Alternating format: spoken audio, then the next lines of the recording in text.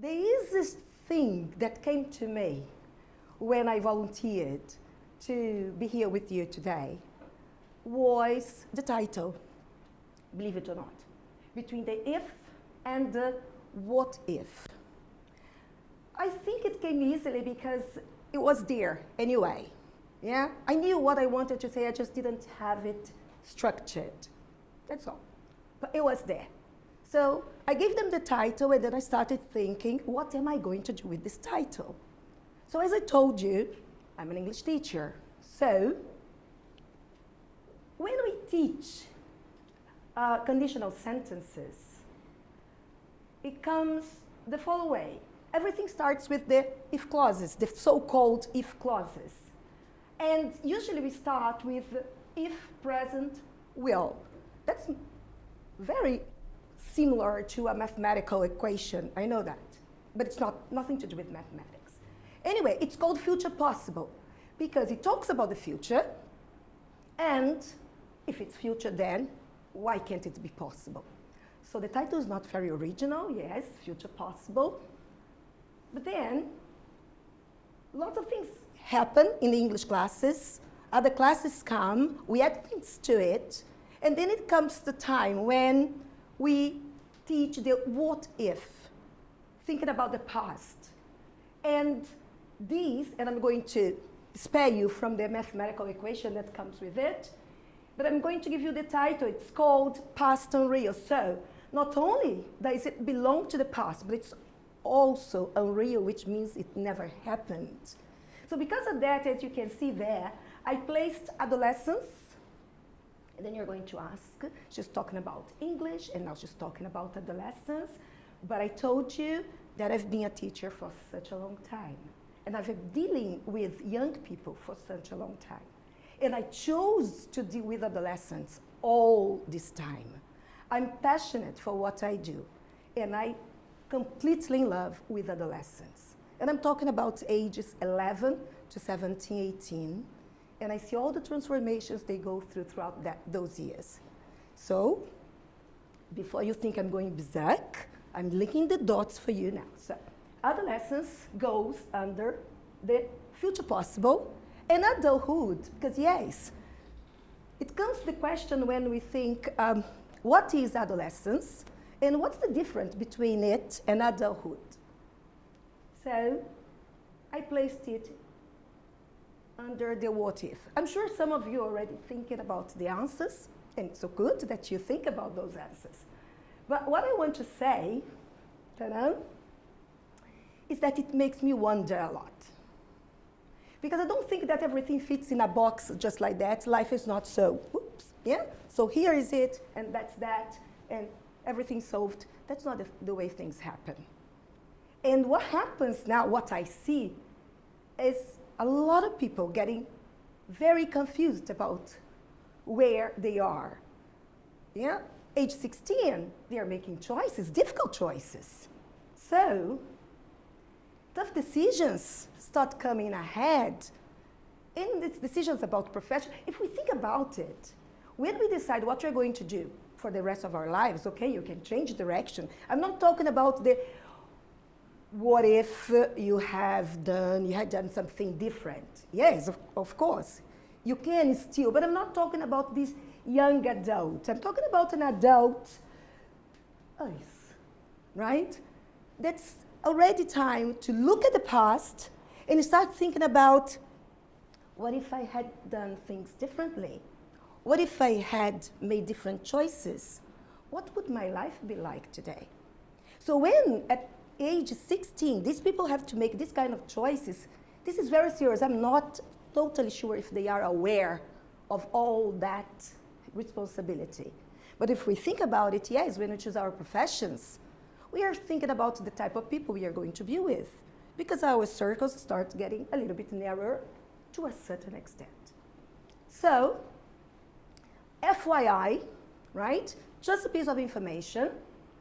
The World Health Organization in 2013 issued an action plan called Mental Health, where you can read that suicide, somebody dies every 40 seconds. And in that document, you also read, and I quote, it is the second leading cause of death among youngsters between the ages of 15 and 29, and it's growing. But I'm not a psychologist. I'm not a neurologist, and I'm not here to talk about these issues, but the issue is there. I'm an educator, and I'm completely in love, and I'm going to say that many times here. I'm completely in love with what I do and with the people I do. So, sometimes, and again, I'm not a biologist either, sometimes I think that our young people, or this generation especially, the ones that we have now, they are like guinea pigs in a laboratory because they are living a time that nobody here has lived before. There is no data, no scientific studies that actually say what will happen to this generation 50 years from now. Then there will be studies, data that we can actually consolidate and believe in, but now they are just serious, but still speculations. That's the truth. So, thinking about 50 years from now, okay, I'm going to get a young person, and in 2068, I imagine this person saying the first sentence, I've had a good life. Okay, great. But then I started wondering if I seasoned that sentence a little, and I put a second part of the sentence, I've had a good life, all the changes of the world, how this person in 50 years' time would fill in that gap. Will this person say, I've had a good life because of all the change or despite them? And I don't want to take sides. See, I'm totally for technology. I'm using it now. Look at that, right? So I'm not here advocating against, actually, the contrary. But the fact that we can't actually envisage anything in 50 years' time, or we have nothing that we can do about the past, we say we act now. But that's not new. We've been hearing that. We see everybody saying that. Oh, yes, the present time is the only time that you can actually do something. Yes, oh, great. But it's true, isn't it? Oh, well. That first picture there, that phone, so cool. That was like, wow, I must have it. So modern. And it was. It was like, I'm going to save money and buy that wonderful gadget. And the only thing that it did was to make calls and receive calls. But it was so cool. But the second picture actually takes me a few years more. And I remember, that was so cool. That was my iTunes, yeah, my Spotify. And yes, I got my tape recorder, and I put it in front of my radio, and waited for hours for that song, that one that I wanted to have, and I recorded it. And there were people speaking in the middle of the song because it was a radio, and sometimes they cut the songs in the middle, but I still had it. And now I could get that cassette and put it in my machine and go around the street listening to that wonderful song. And that was so cool. You see what has happened to the world since. About the television, let me tell you, television had already been invented when I was born, I promise. But, and here comes the but, if somebody asked me, I don't know if somebody asked, but I'm sure that if I had been asked to think about the world without a television when I was young, adolescent, I would have been able to do that easily. Really, really. I can still think about this world without television, the world that I was born on. And I am sure that these two people, I'm a mother, by the way, of those, and they're twins. And when they were born, they were already in a digital world. They don't know the world without it.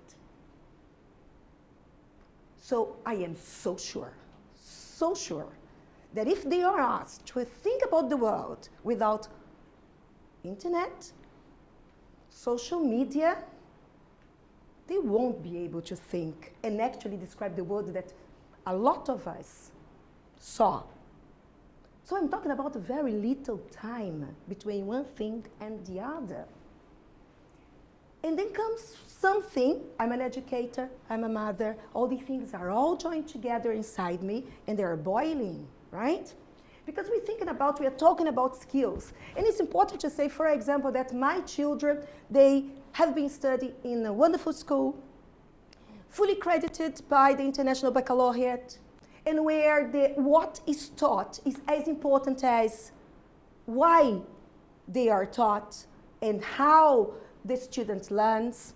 So yes, meaningful learning in order to learn for life is the flagship of this International Baccalaureate. Yes, it is. But my children are no exception if we think about the broad scope. They are still adolescents and they are living this time. They are privileged, yes, of course they are. But when we think about the skills that the world's talking about, we are thinking about resilience, problem-solving skills. We are thinking about social skills, emotional skills. But they are not new. I was taught that. My granny taught me that. My mother, my father taught me that. And we listen to these words today as if they were like novelties. Why? What happened between then and now that these skills are being considered new things? Why are they new? Honestly, what did we miss in between? What have we been delegating to our children that suddenly they don't have time and we don't have time to go back to those things? And now the job market, the universities are craving for this kind of skills that very few people have, mind you. This is alarming. This is very, very serious.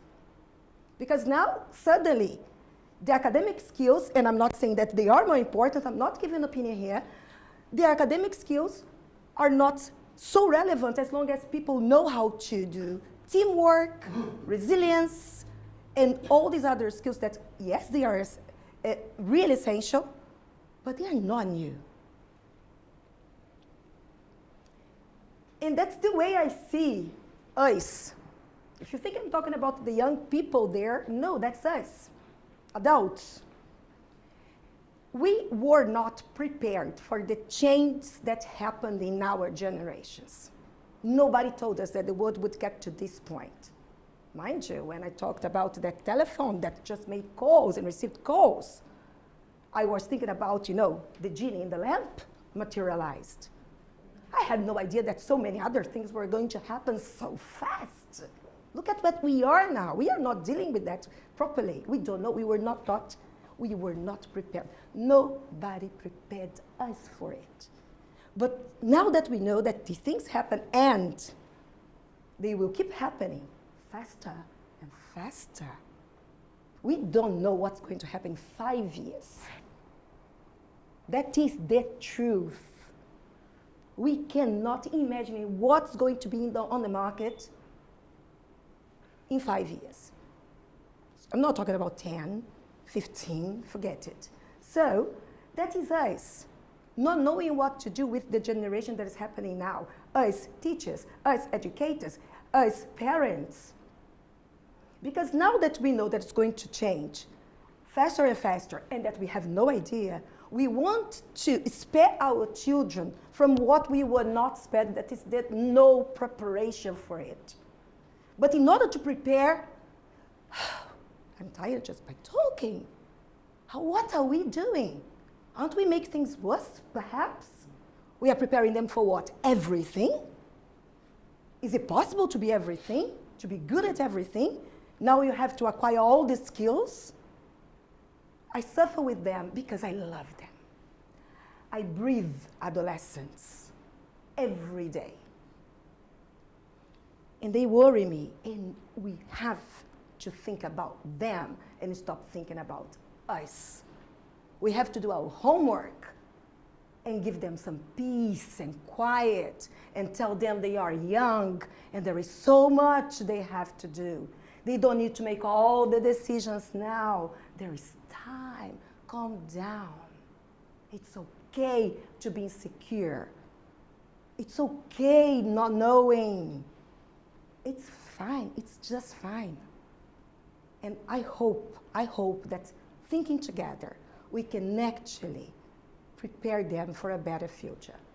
I really hope so. Thank you.